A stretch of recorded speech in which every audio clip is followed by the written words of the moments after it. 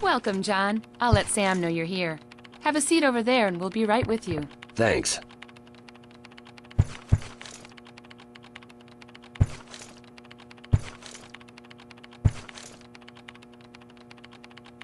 This is my last chance. If I don't pass this time, I'll be working a desk job for the rest of my life. Don't worry about it. You'll make it. I have to. My wife will kill me if I don't get that promotion. Your wife's a lot scarier than the confidence course is. What was that? What did you say? Nothing. Relax, man. You'll be fine. They're ready for you, John. Right this way.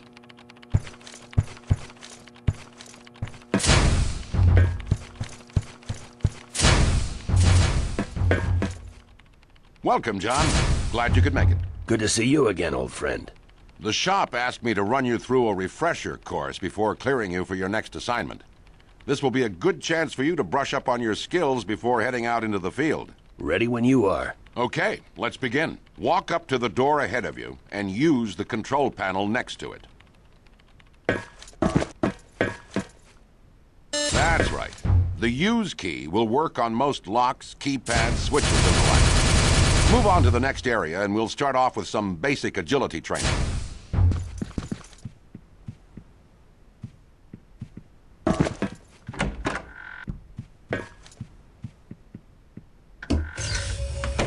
Let's test your legs. Jump over the obstacles in front of you. Very good. Now this next jumping exercise is a bit more complicated.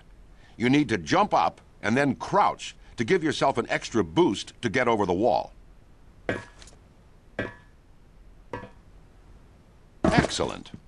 Jump crouching can be a bit tricky, but you'll get the hang of it in no time. You'll need to crouch and move forward to get through this next area. To get even lower to the ground and fit through tight spaces, you can crawl through them. Nicely done. Jump into the pool here and swim underwater to the next area. Excellent. It's as easy as walking or running, isn't it? Good news, you've passed the first part of the test. So let's move on to weapons training.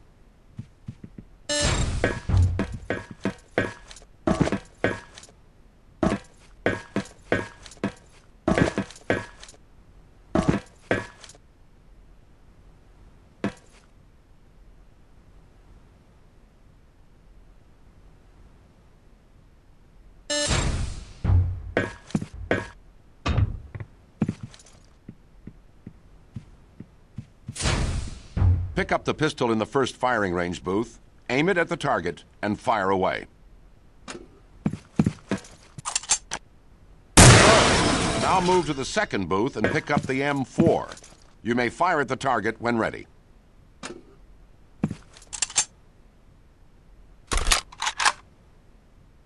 Move over to the third booth, John, and I'll tell you about firing modes. Some of your weapons will have multiple firing modes, including the M4 you're holding. You can adjust them to single shot, burst fire, or fully automatic. Give it a try. Very good. Some weapons also have an alternate fire. Your M4, for example, has a grenade launcher mounted to it. Give it a shot. Just be careful where you point that thing. Those grenades can be just as deadly to you as they are to the enemy.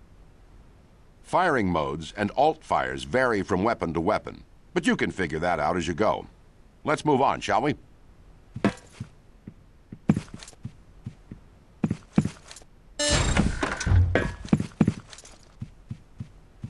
This explosives range will help teach you about throwing grenades. Take a few practice throws and get a feel for it.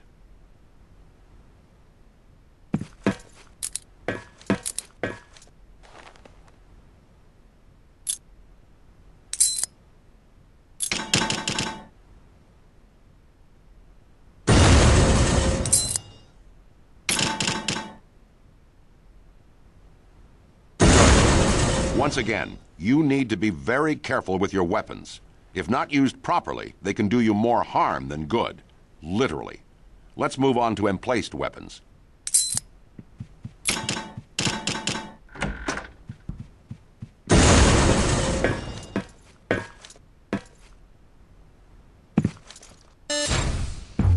Walk up to that M60 and use it. Notice how you slide in and take control of the weapon?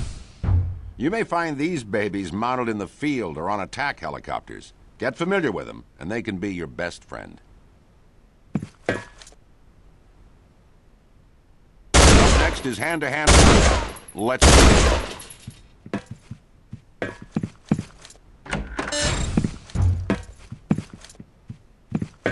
If you run out of ammo, or if you're trapped in close quarters, you may need to engage the enemy hand-to-hand.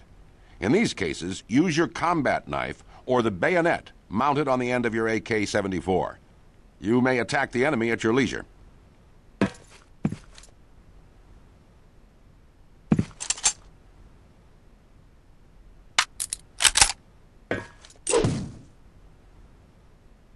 Very good, John. Glad to see you're staying in practice. Weapons training is complete. I'll meet you in the next area for HUD training. I'll be communicating with you through your radio headset.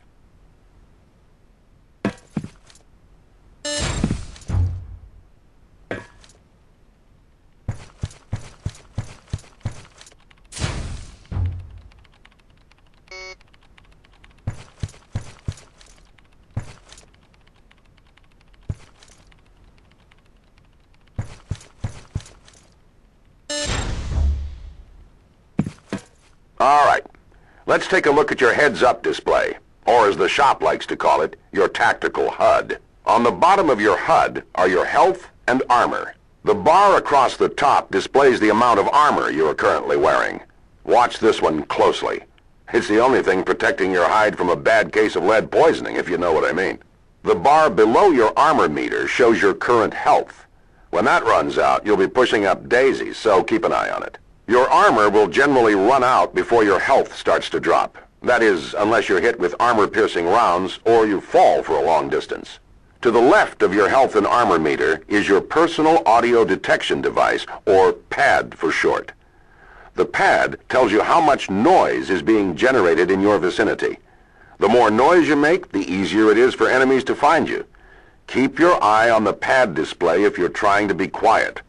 If it turns red, everyone will know exactly where you are. The lower right-hand image is your weapon inventory. Use the number keys 1 through 0 to select the specific weapons that you are carrying. Or use the next weapon and previous weapon keys to cycle through your weapon inventory. This defaults to your mouse wheel.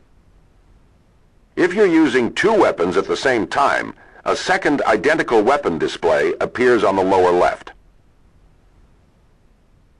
All right, it's time for equipment training.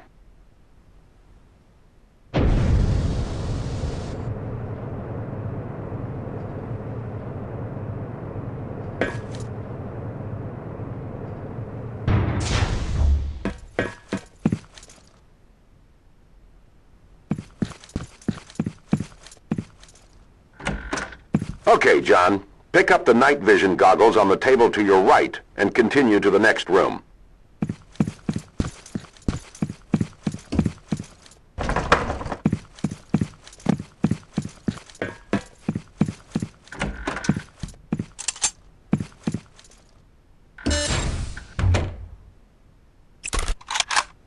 Items are handled a bit differently these days. Your new shop-issue toolkit, for example, is something you can use automatically with the Use key. You can utilize your toolkit to cut tripwires, pick certain locks, and do a variety of other things. Move to the locked gate in front of you and open it.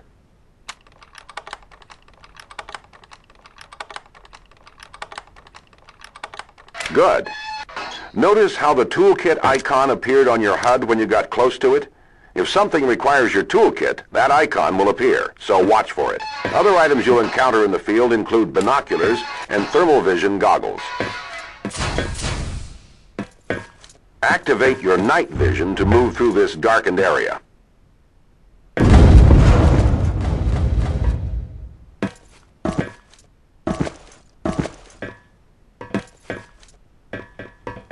Nice work, John.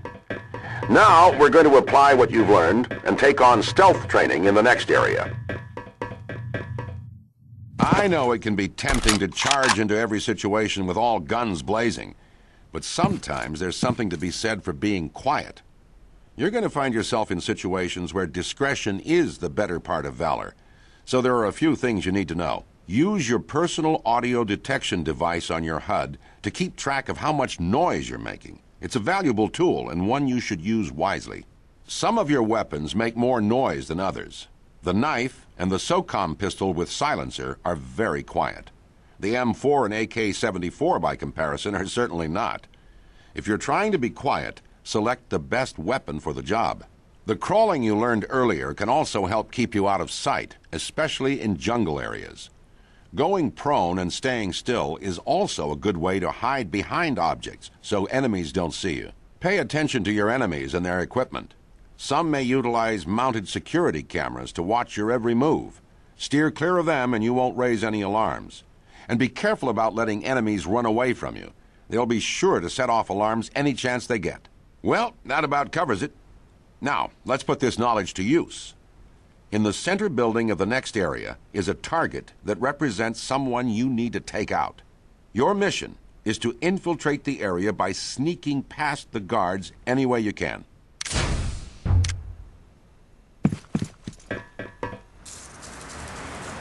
Don't attack the guards patrolling here.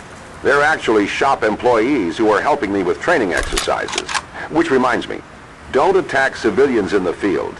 Innocents must be protected at all costs. If you attack them, your mission will fail.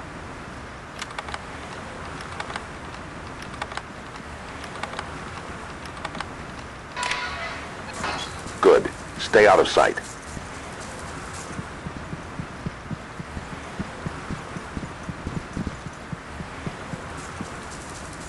You can lean around corners, which is useful to survey an area while remaining somewhat under cover. Go up to that wall and lean around the corner.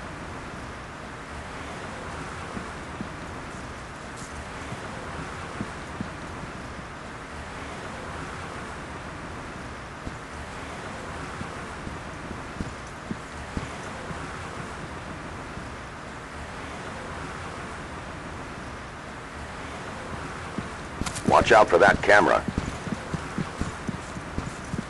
There's the building. Your mark is inside.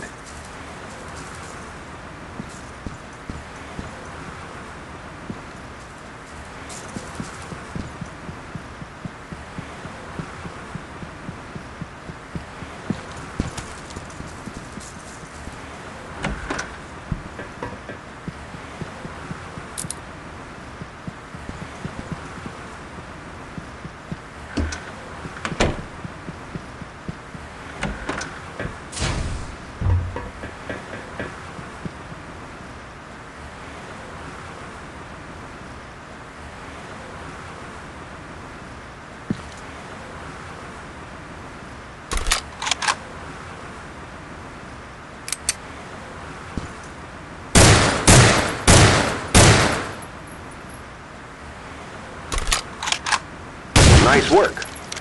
Notice how the bullets from your weapon penetrated the glass? You can shoot through some objects like doors, windows, and cloth materials. I don't recommend trying to shoot through steel or concrete, though. That could get ugly. Well, John, you passed with flying colors. You did a fine job, as always.